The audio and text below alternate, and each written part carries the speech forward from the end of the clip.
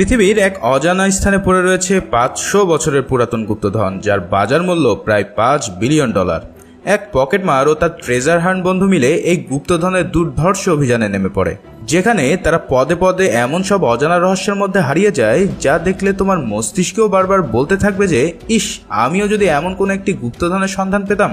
বলছিলাম 2020 সালে মুক্তিপ্রাপ্ত অ্যাডভেঞ্চার অ্যাকশন মুভি আনচার্টেডের কথা। যারা অ্যাডভেঞ্চার মুভি পছন্দ করো তারা এমন মুভি মিস করার প্রশ্নই ওঠে না। তাই ঝটপট রেডি হয়ে যাও আমাদের এই মুভিটি উপভোগ করার জন্য। তো আর পেঁচাল না পেরে চলো শুরু করে দেই আমাদের আজকের এক্সপ্লেনেশন। মুভির শুরুতে তোমাদেরকে একটা কথা বলি। কি কথা? বিষয়টা হলো কয়েক সেকেন্ড লাগে এই চ্যানেলটি সাবস্ক্রাইব করতে, তাই দেরি না করে প্লিজ এক্ষুনি একটু সাবস্ক্রাইব করে দাও। আর এই ভিডিওতে বেশি না, মাত্র 10,000 লাইক আশা করছি তোমাদের থেকে, তাই সাবস্ক্রিপশনের সাথে ভিডিওতে একটি লাইকও করে দিও প্লিজ। ঠিক আছে। এবার চলে আসি মুভিতে। মুভির শুরুতে আমরা দেখতে পাই স্পাইডারম্যান খ্যাত টম হল্যান্ডকে, যার নাম থাকে নেইথান। নেইথানকে আমরা অজ্ঞান অবস্থায় দেখতে পাই, আর জ্ঞান ফিরে আসলে সে নিজেকে আবিষ্কার করে যে সে আকাশ থেকে পড়ে যাচ্ছে। এদিকে তার পা একটি কার্গো বক্সের দড়ির সাথে আটকে রয়েছে। নেইথান কিছুক্ষণ চেষ্টা করার পর সে জট খুলতে সক্ষম হয়, আর তখন কিছু লোক এসে তাকে আক্রমণ করা শুরু করে। নেইথান তাদের সাথে ফাইট করতে থাকে এবং এক পর্যায়ে কার্গো বক্সগুলো পার হয়ে সে বিমানের ডেকে এসে পড়ে। ঠিক তখনই একটি লাল কালারের গাড়ি এসে তাকে সজোরে ধাক্কা দিয়ে আবারও নিচে ফেলে দেয়। নেথান এবার শূন্যে ভাসতে থাকে, আর তখনই একটি হাত এসে নেথানকে ধরে ফেলে। এরপর মুভির সিন চলে যায় 15 বছর আগে, যেখানে আমরা দেখতে পাই অল্প বয়সী নেথান দেওয়ালে ঝুলছে, আর তার হাত ধরে রেখেছে তারই বড় ভাই স্যাম। নেথান এবং স্যাম অনাথ ছিল এবং তারা অনাথ আশ্রমে বড় হয়েছিল। তখন দুই ভাইকে দেখা যায় তারা একটি মিউজিয়ামের ভিতরে প্রবেশ করেছে মেগাল্যান্ডস এক্সপেডিশনের ম্যাপ চুরি করার জন্য। তোমাদেরকে বলে রাখি, এই মেগাল্যান্ডস এক্সপেডিশনের ম্যাপটি হলো এমন একটি ম্যাপ যেটা তৈরি করেছিল ফার্ডিনান্ড মেগালেন। এখন তোমাদের মাথায় নিশ্চয়ই প্রশ্ন আসবে যে কে এই ফার্ডিনান্ড মেগালেন, কিংবা কেনই বা এই ম্যাপটি তৈরি করেছিল। বলছি দাঁড়াও। সে ছিল একজন ট্রেজার হান্টার, যার মানে হারানো সম্পদ যারা খুঁজে বেড়ায় তাদেরকে ট্রেজার হান্টার বলে। ফার্ডিনান্ড একবার গুপ্তধনের রহস্যে পুরো পৃথিবী পাড়ি জমায়, আর সে ইউরোপ থেকে ওশান প্যাসিফিক পর্যন্ত পুরো তন্ন করে খোঁজে সে হারিয়ে যাওয়া স্বর্ণভর্তি জাহাজের জন্য। কিন্তু সেই অভিযানটি শেষ করার আগেই ফার্ডিনান্ড মারা যায়। ফলে সেই স্বর্ণভর্তি জাহাজ এখনো পৃথিবীর এমন এক কোণে লুকিয়ে রয়েছে যেটা কেউই জানে না। আর সেটাই আবিষ্কার করার জন্য স্যাম ও নেথান এই ম্যাপটি চুরি করার সিদ্ধান্ত নেয়। আসলে তাদের বাবাও একজন ট্রেজার হান্টার ছিল, তাই এই ধরনের গুপ্তধন সন্ধান করাটা তাদের রক্তের মধ্যে ছিল। যখন তারা ম্যাপটি চুরি করতে যায় তখনই মিউজিয়ামের অ্যালার্ম বেজে ওঠে, আর তাদেরকে সবাই হাতে নাতে ধরে ফেলে। যেহেতু তারা অনেক ছোট ছিল এবং অনাথ ছিল, তাই তাদেরকে আবারও অনাথ আশ্রমে পাঠিয়ে দেওয়া হয়। অন্যদিকে স্যাম ইতিমধ্যে তিনবার এই ধরনের কাজ করে ফেলেছে, তাই তাকে আর অনাথ আশ্রমে না পাঠিয়ে জেলে পাঠিয়ে দেওয়া হয়। যাবার সময় স্যাম নেথানকে বলে সে একদিন না একদিন তার ভাইয়ের জন্য ফেরত আসবে, এবং তার কাছে থাকে একটি রিং নেথানের গলায় ঝুলিয়ে দেয়। এরপর স্যাম সেখান থেকে চলে গেলে নেথান তার দেওয়া একটি লাইটার হাতে নেয়, আর সেখানে একটি কাগজ খুঁজে পায়। সে তখন লাইটার দিয়ে কাগজের নিচে ধরতেই সেখানে একটি সিক্রেট মেসেজ দেখতে পায়। সেখানে স্যাম তাকে তার ভালোবাসার কথাগুলো লিখেছিল। এরপর প্রায় 15টি বছর কেটে যায়, আর এখানে আমরা নেথানকে দেখতে পারি একজন বারটেন্ডার হিসেবে। নেথান এখন বারে কাজ করে, আর পাশাপাশি বারে আসা কাস্টমারদের কাছ থেকে ভুলিয়ে ভালিয়ে তাদের সব জিনিসপত্র চুরি করে নেয়। মানে সে এখন পুরো দোস্তেই ছিচকেচোর হয়ে গিয়েছে। সেদিন রাতে বারের কাজ শেষ করতে গিয়ে তার সাথে দেখা হয় ভিক্টর নামের একজন লোকের সাথে। ভিক্টর তখন তার হাত সাফাইয়ের ব্যাপক প্রশংসা করে এবং বলে তুমি চাইলে এরকম ছোটখাটো কাজ না করে অনেক বড় ধরনের কাজ করতে পারো। কিন্তু নেথান চুরির কথা অস্বীকার করে, আর এমন একটা ভাব দেখায় যে চুরি কি জিনিস সেটা সে জানেই না। নেথান তখন ভিক্টরকে বলে বার থেকে চলে যেতে। ভিক্টর তখন বার থেকে চলে যায়, আর কিছুক্ষণের মধ্যেই নেথান আবিষ্কার করে তার পকেটে কিছুক্ষণ আগে যে চুরি করে ব্রেসলেটটা নিয়েছিল সেটি ভিক্টর চুরি করে নিয়ে গেছে। মানে চোরের উপরে সেই লেভেলের বাটপারি। এছাড়াও ভিক্টর তার পকেটে একটি নিজের কার্ড ঢুকিয়ে দেয়। এই কার্ডে থাকা অ্যাড্রেসে নেথান তখন যাওয়ার উদ্দেশ্যে বেরিয়ে পড়ে, কারণ এত দামি নেকলেস তাকে যে করেই হোক ফেরত নিতে হবে। নেথান ভিক্টরের বাড়ি পৌঁছে অবাক হয়ে যায়, কারণ ভিক্টরের বাড়ির মধ্যেও সে মেগাল্যান্ডস এক্সপেডিশনের ম্যাপটি টানানো ছিল। তার মানে ভিক্টরও একজন ট্রেজার হান্টার। আসলে ভিক্টর নেথানকে আগে থেকেই চিনত। তার সাথে নেথানের বড় ভাই স্যামের পরিচয় ছিল, আর তারা দুজন মিলে এই ম্যাপ ধরে অনেক দূর পথ এগিয়ে গিয়েছিল। কিন্তু গত 2 বছর আগে স্যাম হঠাৎ করে নিখোঁজ হয়ে পড়ে, আর এরপর থেকে তার সাথে আর কোনো যোগাযোগ করা সম্ভব হয় না। এটা শুনে নেথান অনেকটাই আশ্বস্ত হয়, আর তখন ভিক্টর তাকে অফার করে এই গুপ্তধন খোঁজার অভিযানে যোগদান করার জন্য। সেই সাথে ভিক্টর এটাও জানায় যে যদি গুপ্তধন তারা খুঁজে পায় তাহলে তার ভাইকেও তারা খুঁজে পাবে। কিন্তু নেথান সে অফারটি রিজেক্ট করে দেয়, কারণ তার ভাইয়ের প্রতি তার অনেক অভিমান জমা ছিল। তাই সে বলে যে ভাইকে আমি আগে চিনতাম সে এখন আর আমার জীবনে নেই। নেথান তখন ভিক্টরের বাড়ি থেকে নিজের বাসায় চলে আসে। তখন সে তার ভাইয়ের পুরাতন পোস্টকার্ডগুলো আবারও দেখতে থাকে আর নস্টালজিক হয়ে পড়ে। তাই সে দ্রুত সিদ্ধান্ত পরিবর্তন করে আর ভিক্টরের সাথে অভিযানে যাওয়ার জন্য রাজি হয়ে যায়। তাই নেথান এবার ভিক্টরের সাথে আবারও দেখা করে আর প্ল্যান করতে থাকে তাদের এই গুপ্তধন খোঁজার অভিযানের জন্য। ভিক্টর জানায় গুপ্তধনগুলো যে রুমে থাকার কথা সেই রুমে ঢোকার জন্য 2টি চাবি দরকার। ইতিমধ্যে ভিক্টরের কাছে একটি চাবি আছে আর অন্য একটি চাবি একটি মিউজিয়ামের কাছে আছে, যারা আগামীকাল সেটা নিলামে বিক্রি করতে চলেছে। তাই তাদের প্রথম কাজটি হচ্ছে সেই নিলামে গিয়ে এই দ্বিতীয় চাবিটি চুরি করা। ফলে তারা সারা দিন ধরে প্ল্যান করে ফেলে কিভাবে এই নিলামের অনুষ্ঠান থেকে এই চাবিটি নিজেদের হস্তগত করে নেবে। নিলামের দিন সন্ধ্যায় তারা সেই মিউজিয়ামে উপস্থিত হয় আর সেখানে তারা দেখতে পায় এক ধর্নাঢ্য পরিবার একজন সদস্যর সাথে, যার নাম সান্তিয়াগো। ভিক্টর জানায় সান্তিয়াগো মনকাডা পরিবারের একজন সদস্য, যারা এই চাবিটি নিজেদের পৈতৃক সম্পত্তি বলে দাবি করে। তাই এই চাবিটি সান্তিয়াগোর হাতে পৌঁছানোর আগেই তাদেরকে চুরি করতে হবে। এখানে আমরা একটি ভিলেন মেয়েকে দেখতে পাই, যার নাম জয়ী। সে ভিক্টর আর নেথানের হাবভাব দেখেই বুঝে ফেলে এরা নিশ্চয়ই এখানে কোনো আকাম কুকাম করতে এসেছে। তাই সে 2জন লোক পাঠিয়ে দেয় তাদেরকে ফলো করার জন্য। নেথান তখন এই বিল্ডিং এর ইলেকট্রিক্যাল রুমের ভিতরে যায় সেখানকার পাওয়ার অফ করে দেওয়ার জন্য, যাতে ভিক্টর এই অন্ধকারের মধ্যে সে চাবিটি চুরি করতে পারে। কিন্তু নেথানের অনেক দেরি হওয়াতে নিলাম শুরু হয়ে যায় আর বাধ্য হয়ে ভিক্টর তখন নিলামে বিডিং করতে থাকে, যদিও বা তার কাছে ফুটো পয়সাই ছিল না এই চাবিটি কেনার জন্য। এরপর দেখা যায় নেথান যখনই সে পাওয়ারটি অফ করতে যাচ্ছিল ঠিক এই মুহূর্তে ষাঁড়ের মতন একটা বডিগার্ড এসে তার সাথে মারামারি শুরু করে দেয়। তাকে কোনো রকম পাশ কাটিয়ে নেথান লাফ দেয় এবং ঝাড়বাতি ধরে ঝুলতে থাকে। এটা দেখে নিলামের মাঝে সবাই হাও মাও করে ছোটা শুরু করে। এই সুযোগে ভিক্টর তার গায়ে থাকা স্যুটটি উল্টে সিকিউরিটি গার্ডের মতন স্যুট করে ফেলে আর নিজেকে সিকিউরিটি পার্সন হিসেবে পরিচয় দিয়ে চাবিটি নিয়ে নেয়। এদিকে জয়ী এটা দেখে ফেলে আর তখন ভিক্টরের পিছু নিয়ে তাকে আটকে ফেলে। কিন্তু মজার ব্যাপার হচ্ছে অন্যান্য সিকিউরিটি গার্ড সেই মুহূর্তে চলে আসে এবং তাদের সিকিউরিটি গার্ডকে একটি মেয়ে গলায় ছুরি ধরে দাঁড়িয়ে রয়েছে দেখে তারা ভিক্টরকে সেখান থেকে নির্বিঘ্নে চলে যেতে দেয়। বাহ, এ তো দেখি একদমই মেঘ না চাইতে বৃষ্টির মতন কাহিনী। এদিকে নেথান অনেকগুলো সিকিউরিটি গার্ডের সাথে টম এন্ড জেরি খেলা শুরু করে দেয়, কিন্তু অনেক চেষ্টার পর নেথান সক্ষম হয় সেখান থেকে বের হয়ে চলে আসার। ভিক্টর আর নেথান গাড়িতে দেখা করে আর তখন ভিক্টর জানায় তার কাজ হয়ে গেছে, চাবি এখন তার হাতে। তখন তারা মনের খুশিতে সোজা এয়ারপোর্টের দিকে চলে যায়। এবার তাদের গন্তব্যস্থল বার্সেলোনা।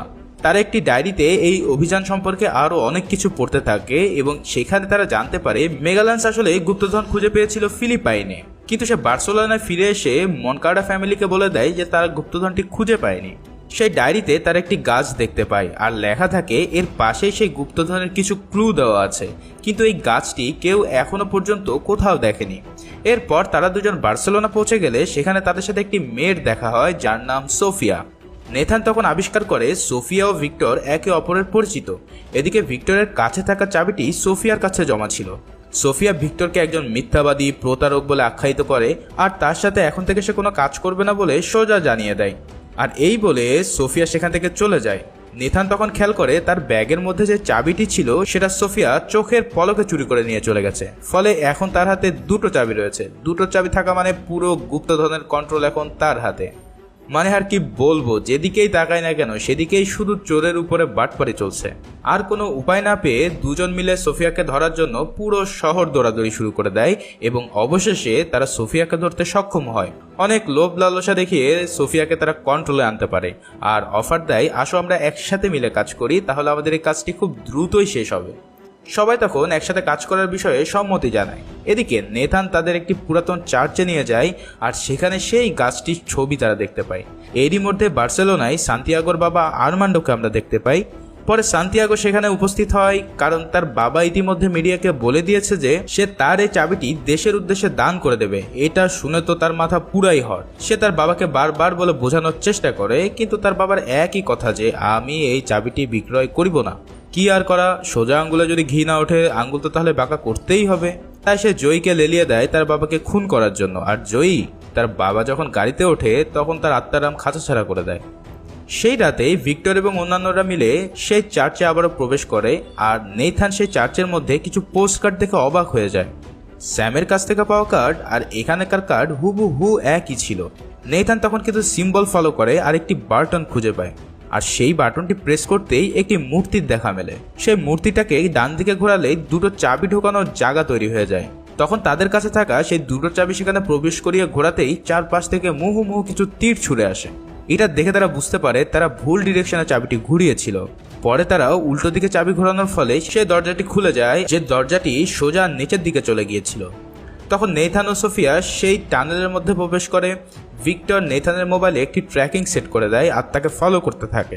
ভিক্টর কিছু দূর যাওয়ার পরে বুঝতে পারে জয়ী তাকে ফলো করছে, আর অন্যদিকে নেথান ও সোফিয়া টানেলের মধ্যে দিয়ে প্রবেশ করে একটি বারের মধ্যে চলে যায়। ভাবলো তারা এখানে গুপ্তধন পেয়ে যাবে, আর এসে দেখে এটা একটা ডিস্কো ক্লাব। এটা কোনো কথা? যাই হোক, তারা সবাইকে ভুল বোঝানোর জন্য সেখানে গিয়ে ড্যান্স করতে শুরু করে, আর সেখানে একটি তারা সিক্রেট গেট দেখতে পায়। নেথান কিছু সময় অতিবাহিত করতে চায় তাদের প্ল্যানটি সাকসেস করার জন্য, তাই সে সেখানে গিয়ে নিজের বারটেন্ডারের কাজ শুরু করে দেয়। কিন্তু কিছুক্ষণের মধ্যেই জয়ীর পালা গুন্ডারা এসে নেথানকে চিনে ফেলে আর ফাইট করা শুরু করে দেয়। এদিকে সোফিয়া সেই দরজার মধ্যে চাবি ঢোকানোর একটি জায়গা খুঁজে পায় এবং তার কাছে তাকে একটি চাবি ঢুকিয়ে দেয়। এর ফলে সাথে সাথে দরজাটি খুলে যায়। তখন সোফিয়া দ্রুত নেথানকে আসতে বলে, আর নেথান সবাইকে ফাঁকি দিয়ে সে দরজার মধ্যে ঢুকে যায়। এই রুমের ভিতরে তারা আরও একটি চাবি দিয়ে খোলা দরজা আবিষ্কার করে। সেখানে চাবি দিয়ে ঘোরাতেই সাথে সাথে সেই রুমটি পানিতে ভর্তি হওয়া শুরু হয়। নেথান ভিক্টরের সাথে যোগাযোগ করে তাদের অবস্থান জানায়, আর ভিক্টর তখন উপর থেকে দেখতে পায় তার সামনে একটি জায়গা রয়েছে যেখানে চাবি ঢোকানো যাবে, কিন্তু সেই চাবি ঢোকানোর জায়গাটি একটি কাচের দেয়াল দিয়ে বানানো ছিল। ঠিক তখনই সেখানে জয়ী উপস্থিত হয় আর তার সাথে ফাইট করতে থাকে। এক পর্যায়ে ভিক্টর জয়ীকে তুলে গ্লাসের উপরে আছাড় মারে, আর সাথে সাথে গ্লাসটি ভেঙে যায়।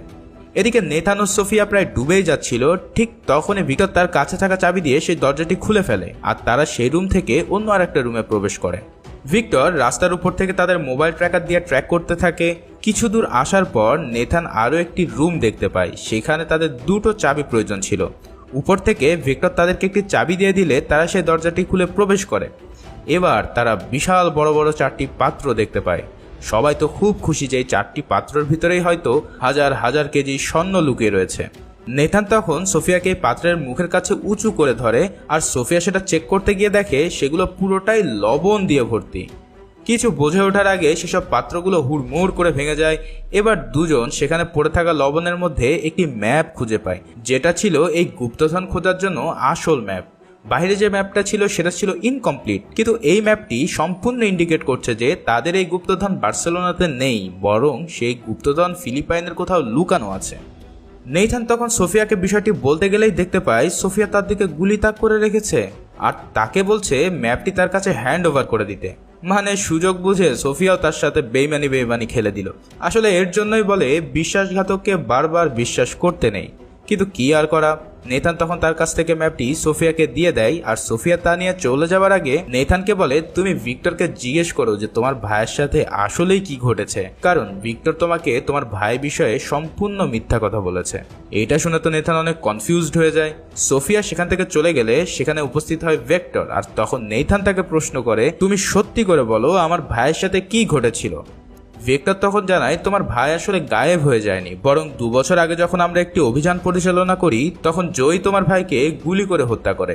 এটা শুনে নেথান অনেক কষ্ট পায়, আর ভিক্টরকে বলে, তুমি আমার ভাইকে না বাঁচিয়ে সেখান থেকে চলে এসেছিলে। তুমি একটা স্বার্থপর লোভী পার্সন, যে কিনা আমাকে মিথ্যা বলে এখানে নিয়ে এসেছে শুধুমাত্র গুপ্তধন খুঁজে পাওয়ার জন্য। আর এই সকল কথা বলে নেথান সেখান থেকে চলে আসে। এরপর সবাইকে অবাক করে দিয়ে আমরা দেখতে পাই সিয়া, সান্তিয়াগো এবং জয়ী একসাথে কাজ করছে। তার মানে সান্তিয়াগো সোফিয়াকে হায়ার করেছিল ভিক্টরের কাছ থেকে তাদের চাবিটি উদ্ধার করার জন্য। এর পরের সিনে আমরা আবারও নেথানকে দেখতে পাই, আর এবার তাকে দেখা যায় সে তার ভাইয়ের সকল পুরাতন পোস্টকার্ডগুলো ভালোভাবে দেখছে। একটি পোস্টকার্ডে সে দেখতে পায় তার ভাই লিখেছে, যা একবার হারিয়ে যায় তা আবারও ফিরে পাওয়া সম্ভব। তখন সেখানে ভিক্টর উপস্থিত হয় আর তাকে কনভিন্স করার চেষ্টা করে, কিন্তু নেথান ভিক্টরকে বলে দেয়, আমার ভাইয়ের প্রমিসের কথা চিন্তা করে আমি যে অভিযানটি শুরু করেছি সেটা হয়তো আমি শেষ করব, কিন্তু এরপর তোমার আর আমার মধ্যে আর কোনো সম্পর্ক থাকবে না। পরের দৃশ্যে আমরা দেখতে পাই সান্তিয়াগো এবং তার টিম মিলে একটি কার্গো প্লেনে তাদের সকল মালামাল উঠাচ্ছে সেই গুপ্তধনের সন্ধানে বেরিয়ে পড়ার জন্য। তখন সোফিয়া সান্তিয়াগোর কাছে তার ম্যাপটি দিয়ে দেয় আর এই সব কিছু ভিক্টর ও নেথান দূর থেকে ফলো করছিল। এদিকে সোফিয়া সান্তিয়াগোকে পুরো ম্যাপটি বুঝিয়ে দেয় এবং বলে এই গুপ্তধনটি ফিলিপাইনের কিম্বা অঞ্চলের আশেপাশে কোথাও আছে। তখন সান্তিয়াগো তার প্লেন উড়িয়ে রওনা দেয় সেই কিম্বা শহরের দিকে যাওয়ার জন্য। প্লেনের মধ্যে সান্তিয়াগো তার ফ্যামিলি ফরচুন ব্যাগ পাওয়া নিয়ে বিশাল লম্বা একটি ভাষণ দেয়, আর ঠিক তখনই ঈর্ষান্বিত হয়ে জয়ী সান্তিয়াগোর গলা আস্তে করে কেটে দেয়। এই কাহিনী দেখে সোফিয়া সেখান থেকে চোরের মতো পালিয়ে যায় আর সবাই তাকে খোঁজা শুরু করে। এই সুযোগে নেথান ও ভিক্টর সে কম্পার্টমেন্টে হাজির হয় এবং সেখানে পড়ে থাকা ম্যাপটি তারা ভালোভাবে দেখে নেয়। তখন তারা ডিসিশন নেয় একটি প্যারাশুট নিয়ে যেভাবেই হোক এই প্লেন থেকে তারা লাফ দিয়ে পালিয়ে যাবে, কিন্তু শেষ পর্যায়ে এসে তারা জয়ীর হাতে ধরা পড়ে যায়। নেথান তখন জয়কে প্রশ্ন করে, তুমি কি সত্যি আমার ভাইকে খুন করেছো? জয় তখন তার কোনো কথার উত্তর দেয় না, আর তখনই তার লোকজন অ্যাটাক করা শুরু করলে ভিক্টর একটি প্যারাশুট নিয়ে লাফ দেয়। নেথান লাফ দেওয়ার চেষ্টা করলেও সে ব্যর্থ হয় আর একটি কার্গো বক্সে তার পাটি জড়িয়ে যায়। তখন সে কার্গো বক্সের সাথে প্লেনের বাইরে পড়ে যেতে থাকে। এরই মধ্যে তাদের লোকজন সোফিয়াকে ধরে আনতে সক্ষম হয় এবং সোফিয়া তাদের সাথে মারপিট করে বেঁচে যাওয়ার চেষ্টা করে। তখনই আমরা এই মুভির সেই প্রথম দৃশ্যটি দেখতে পাই যেখানে নেথান আকাশ থেকে পড়ে যাচ্ছিল। সোফিয়া যখন দেখে তার হাতে আর কোনো উপায় নেই, তখন সে লাল গাড়িটা নিয়ে প্লেন থেকে লাফ দেওয়ার সিদ্ধান্ত নেয় এবং ঠিক তখনই নেথান সেখানে উপস্থিত হয়ে যায়। নেথান সে কারটার সাথে ধাক্কা খায় আর আবারও নিচে পড়ে যায়। প্রথম সিনে আমরা যাকে নেথানের হাত ধরতে দেখেছিলাম সেটা আর কেউই ছিল না, বরং সেটা ছিল সোফিয়া নিজে। এরপর তারা একটি কার্গো বক্সের প্যারাশুট ওপেন করতে সক্ষম হয় আর সেটা মাঝ সমুদ্রে গিয়ে পড়ে। নেথান ও সোফিয়া ভাসতে ভাসতে বিচের কাছে চলে আসে। সেই সাথে তারা সেখানে একটি হোটেলে উঠে পড়ে। হোটেল রুমে গিয়ে তারা দুজন তার ভাইয়ের পোস্টকার্ডগুলো খুব ভালোভাবে দেখতে থাকে আর ম্যাপের সাথে মিল করতে থাকে, কিন্তু ততক্ষণে তারা কোনো ধরনের ক্লু খুঁজে বের করতে পারে না। কিন্তু তারা এটা বুঝতে পারে যে এই ম্যাপে এক্স্যাক্ট কোনো লোকেশন দেওয়া নেই। অনেকক্ষণ চেষ্টার পর ক্লান্ত হয়ে সোফিয়া ঘুমাতে চলে যায়, কিন্তু নেথান তার কাজ করতেই থাকে। এরপর তার ভাইয়ের একটি পোস্টকার্ডের নিচে সে লাইটারের আগুন জ্বালাতেই সেখানে একটি সিক্রেট মেসেজ ওপেন হয়ে যায়। এই মেসেজটিতে বলা ছিল, তোমার কাছে থাকা দুটো চাবিকে তুমি কম্পাসের মতন ব্যবহার করো, তাহলেই তুমি এক্স্যাক্ট লোকেশনটি পেয়ে যাবে। নেথান তখন তাই করে আর সাথে সাথে সে একদম অ্যাকুরেট একটি লোকেশন পেয়ে যায়। এবার নেথান ওই লোকেশনের সঠিক কোঅর্ডিনেটটি একটি খাতায় লিখে ঘুমিয়ে পড়ে।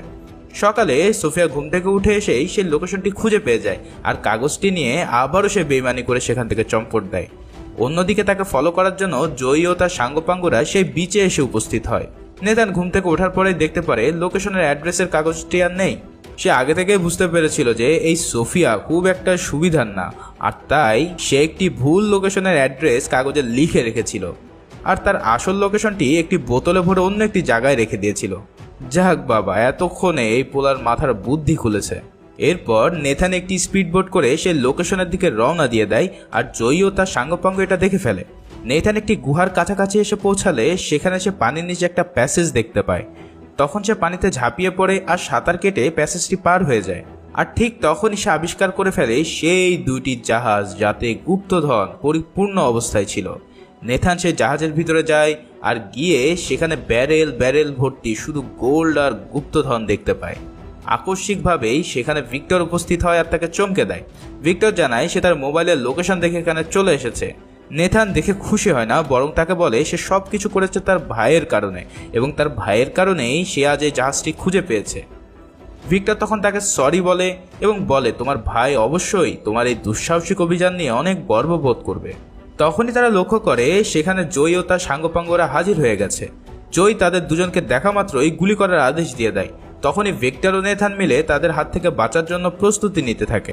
প্রথমে তারা কিছু গুপ্তধন দুটো ব্যাগে ভরে নেয় আর নেথান কিছু গান পাউডার ও তরোয়াল নিয়ে নেয় নিজেদেরকে সেভ করার জন্য। এরপর তারা একটি রুমের মধ্যে আত্মগোপন করে বসে থাকে। জয়ী তখন দুটো হেলিকপ্টার নিয়ে আসে আর লোহার চেন দিয়ে সেই দুটো জাহাজকে বেঁধে ফেলে। এরপর তারা সেই হেলিকপ্টার দিয়ে দুটো জাহাজকে আকাশে উড়িয়ে নিয়ে যেতে থাকে। একটু পরেই সেখানে নেথান ও ভিক্টর বাইরে বের হয় আর আকস্মিকভাবেই তাদের সাঙ্গপাঙ্গদের সাথে মারামারি লাগিয়ে দেয়। তারা দুজনে মিলে বেশ কয়েকজন গুন্ডাকে জাহাজ থেকে পানিতে ফেলে দিতে সক্ষম হয় আর পরিস্থিতি কন্ট্রোলে আসলে নেথান ভিক্টরকে বলে হেলিকপ্টারের কন্ট্রোল নেওয়ার জন্য। তখন ভিক্টর লোহার চেন ধরে উপরের দিকে উঠতে থাকে আর হেলিকপ্টারের পাইলটকে পানিতে ফেলে দেয়। জয়ী ও তার টিম অন্য আরেকটি জাহাজে ছিল। তার এই অবস্থা দেখে তাদের সাঙ্গপাঙ্গরা এই জাহাজে চলে আসে আর নেথানের সাথে ফাইট করা শুরু করে দেয়। অন্যদিকে ভিক্টর হেলিকপ্টারটি কন্ট্রোল করতে গেলে একটি পাহাড়ের সাথে ধাক্কা খাওয়ার উপক্রম হয় আর সেই ধাক্কাটি গিয়ে লাগে অন্য একটি জাহাজটিতে। ফলে দুটো জাহাজ প্রায় অ্যাটাচ হয়ে পড়ে। নেইথান তাদের সাথে ফাইট করে আর ওদিকে ভিক্টর একটি সরু রাস্তা দিয়ে হেলিকপ্টারটি চালাতে থাকে, কিন্তু অপর প্রান্তে এসেই দেখতে পায় সেখানে জয়ীর হেলিকপ্টারটি দাঁড়িয়ে রয়েছে আর প্রায় তারা ধাক্কা লেগে যাচ্ছিল। এমন সময় ভিক্টর কোনো রকম তার হেলিকপ্টারটিকে বাঁচিয়ে নেয়। অন্যদিকে নেথান এতগুলো গুন্ডার সাথে পেরেই উঠছিল না, তাই সে তখন বুদ্ধি করে যে তার কাছে থাকা গান পাউডারগুলো একটি ক্যাননের মধ্যে ঢেলে দেবে, আর তখন সে একটি বড় লোহার বল সেই ক্যাননের ভিতরে ঢুকিয়ে দেয়। এরপর সে তার লাইটারটি দিয়ে সেই গান পাউডারটিকে ফায়ার করে দেয় এবং সাথে সাথে ক্যাননটি বিস্ফোরিত হয়। ফলে তাদের সামনে আসতে থাকা হেলিকপ্টারটি ভূপাতিত হয়ে যায়, আর তখনই সেই জাহাজে থাকা সকল গুপ্তধন ছড়িয়ে পড়ে মাঝ সমুদ্রে। ইতিমধ্যে ভিক্টর বলতে থাকে, আমরা অবশেষে একটি জাহাজ বাজাতে সক্ষম হলাম, কিন্তু ঠিক তখনই সেখানে উপস্থিত হয় জয়ী। আর তখন জয়ী এই জাহাজের নোঙরটিকে পানিতে ফেলে দেয়। এর ফলে কিছু দূর যেয়ে জাহাজটি সহ হেলিকপ্টারটি আটকা পড়ে যায়। জাহাজটি তখন অনেকটাই উপরের দিকে কাত হয়ে গিয়েছিল, ফলে নেথান চেষ্টা করে সেই শিকলটি ধরে ভিক্টরের কাছে চলে যাওয়ার জন্য, কিন্তু এরই মধ্যে জয়ী সেখানে উঠে তাকে বাধা দেয়। তখন জয়ী নেথানের সাথে ফাইট করতে থাকে। এরই মধ্যে ভিক্টরের কাছে থাকে এক ব্যাগ গুপ্তধন হেলিকপ্টার থেকে পড়ে একটি জায়গায় আটকে যায়, কিন্তু অনেক চেষ্টা করার পরেও নেথান জয়ীকে পরাজিত করতে পারছিল না দেখে ভিক্টর সিদ্ধান্ত নেয় সেই গুপ্তধন ভরা ব্যাগটি জয়ীর দিকে ছুঁড়ে মারবে। সে তখন সেটাই করে আর সাথে সাথে জয়ী পানিতে পড়ে যায়। এর কিছুক্ষণের মধ্যেই সেই শিকল ছিঁড়ে যায় আর জাহাজটি হেলিকপ্টার থেকে আলাদা হয়ে নিচের দিকে পড়ে যায়। এ যাত্রায় নেথানকে ভিক্টর ধরে ফেলতে সক্ষম হয়, আর ওদিকে জয়ীর মাথার উপরে আস্ত একটা জাহাজ পড়ে সে সেখানেই তার অন্তিম যাত্রা শুরু হয়। এরই মধ্যে সে জাহাজটি পানিতে পড়ে কিছুক্ষণ ভাসতে থাকে, আর তারা ভাবে যে এখান থেকে তারা ফিরে গিয়ে হয়তো আবার গুপ্তধন নিয়ে আসতে পারবে, কিন্তু তার আগেই সেই জাহাজটি আবারও পানিতে ডুবে যায়। আর আমরা দেখতে পাই সেখানে ফিলিপাইনের নেভি চলে এসেছে। ফলে ফিলিপাইন সরকার এখন এই গুপ্তধনের মালিক হয়ে গেল। গুপ্তধনের মায়া ত্যাগ করে নেথানের জীবন বাঁচানোর জন্য সে ভিক্টরকে ধন্যবাদ জানায়, কিন্তু ভিক্টরের অনেক কষ্ট হচ্ছিল যে এতগুলো গুপ্তধন সে কিনা পানিতে ছুড়ে দিল। তখন নেথান তার পকেটে থাকা দুটো গোল্ড বার ভিক্টরের হাতে দেয়, আর ভিক্টর এতেই অনেক খুশি হয়ে যায়। আর অন্যদিকে তারা দেখতে পায় সেই বেঈমান সোফিকে, যে এখনও স্পিড বোর্ড নিয়ে উল্টাপাল্টা লোকেশনে খুঁজে বেড়াচ্ছে। এটা দেখে তারা প্রচুর হাসাহাসি করতে থাকে। এর পরের দৃশ্যে একটি জেলখানায় আমরা স্যামকে দেখতে পাই, অর্থাৎ স্যাম এখনো মরেনি, দিব্যি বেঁচে রয়েছে। এই মুভির ক্রেডিট সিন আমরা দেখতে পাই নেথান একটি লোকের কাছে তার ভাইয়ের দেওয়া সেই রিংটি এক্সচেঞ্জ করছে একটি সিক্রেট ম্যাপের বিনিময়ে। লোকটি তখন নেথানের কাছ থেকে রিংটি নেওয়ার পর নগদে পল্টি দিয়ে দেয়, আর ঠিক তখনই সেখানে উপস্থিত হয় ভিক্টর। ভিক্টর তখন সেখান থেকে নেথানকে রেস্কিউ করে, আর যখন তারা বাইরের দিকে চলে আসে তখন তারা একজন মিস্টিরিয়াস কাউকে দেখে চমকে যায়। মুভির এন্ডিংয়ে বলে দিচ্ছে হয়তো তারা সেখানে স্যামকেই দেখতে পায়, আর এই সিনের মধ্যে দিয়েই মুভিটি এখানেই শেষ হয়। মুভিটি কেমন লেগেছে তোমরা কিন্তু অবশ্যই আমাকে কমেন্টসের মাধ্যমে জানাবা। আর সেই সাথে পুরো ভিডিওটি দেখার পরেও যদি তোমরা সাবস্ক্রিপশন করে না থাকো তাহলে খুব কষ্ট পাবো, আর বলবো আজকে আমার মন ভালো নেই। তাই মন ভালো করতে প্লিজ সাবস্ক্রিপশনটা করে দাও। আর পরবর্তী ভিডিওতে আবারও দেখা হচ্ছে, সেই পর্যন্ত সবাই ভালো থাকো, সুস্থ থাকো, ধন্যবাদ।